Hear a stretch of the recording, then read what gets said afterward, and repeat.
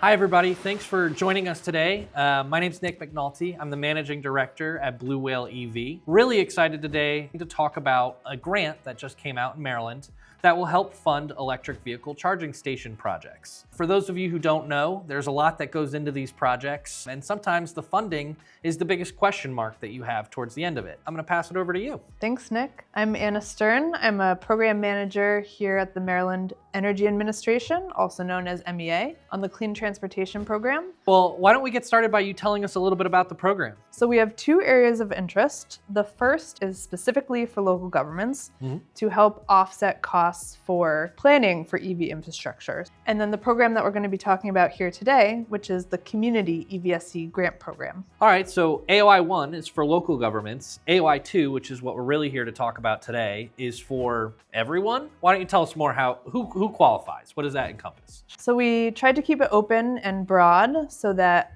a lot of different entities are eligible.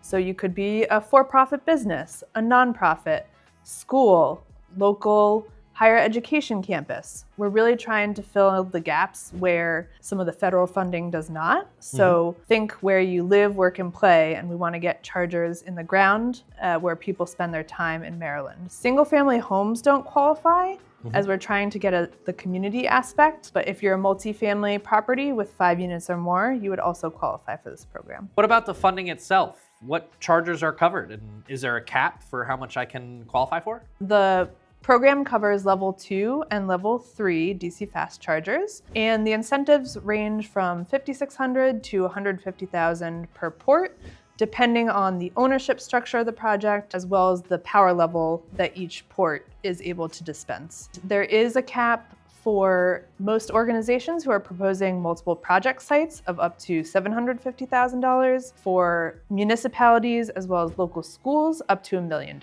Okay, so what about like the heavier technical requirements that people are always worried about? You know, the heavy lifting, the construction. Is that covered? So we really tried to keep the program flexible and open. A lot of the costs that are required to prepare the site for the actual charger itself, we cover that. And in terms of technical requirements, we have a few, just that the equipment is outdoor rated, as well as if the charger is networked, it needs to have modern software.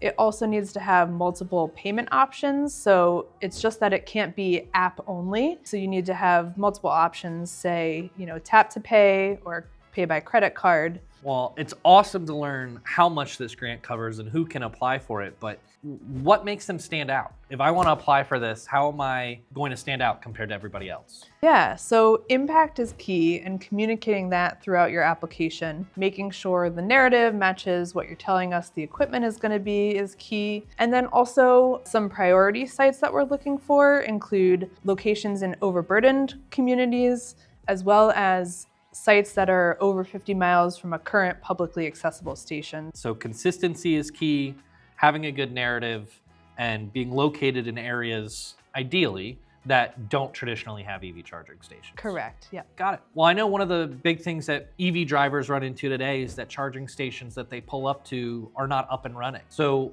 how is the grant set up to help ensure that these stations will remain up and running? So we're trying to tackle that by mirroring the federal guidelines with the NEVI program. So requiring a 97% uptime, as well as a 5-year warranty on the equipment itself. Another element that we're incorporating is making sure that whoever owns the EV charging station has a number that customers can clearly see and call if the station is out of commission for any reason. That's great. I know that brings peace of mind for an EV driver. So Anna, this has been awesome. Thank you for spending so much time with us today to go over this. For those who want to apply, what is the deadline? The deadline is February 25th at 3 p.m. Eastern. Okay, and if I needed to learn a little bit more, where could I go to get some more advice or learn a bit more about this? What are my resources? So I'd encourage folks to check out the actual program page on our website, which has all of the documents that you need to submit. So it includes a budget table template. It includes a webinar with more information about the program in longer format. It includes some how-to guides of actually how to fill out the application in Jot form. All right, well, thank you so much, Anna. This has been amazing to learn more about the MEA grant today. Again, my name is Nick McNulty. I'm with Blue Whale EV. With me today, I've had Anna Stern at the Maryland Energy Administration. And for those of you who still have some remaining questions, please don't hesitate to reach out to Anna. Thanks, Anna. Thanks, Nick.